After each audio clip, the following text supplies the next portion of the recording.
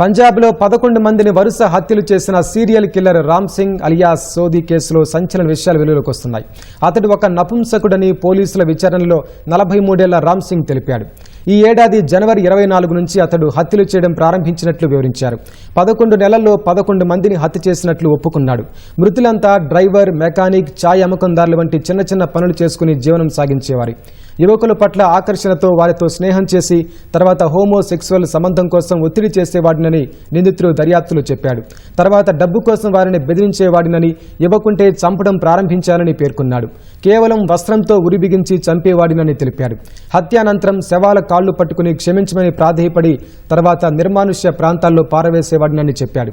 నిందితుడికి పెళ్లై 3 పిల్లలు కూడా ఉండటం గమనార్హం. దుబాయ్, ఖతార్లో హెయిర్ కటింగ్ పనులు చేసి తిరిగి పంజాబ్కు వచ్చాడు. మనిందర్ అనే వ్యక్తి హత్య కేసులో 2 రోజుల క్రితం పంజాబ్ పోలీసులు రామ్ సింగ్ను అరెస్టు చేశారు. విచారణలో ఈ ఏడాదే అతడు 11 హత్యలు చేసినట్లు తేలిందని పంజాబ్ పోలీసులు తెలిపారు. గతంలో ఇంకా హత్యలు చేశాడన్న కోణంలో దర్యాప్తు చేస్తున్నట్లు పేర్కొన్నారు.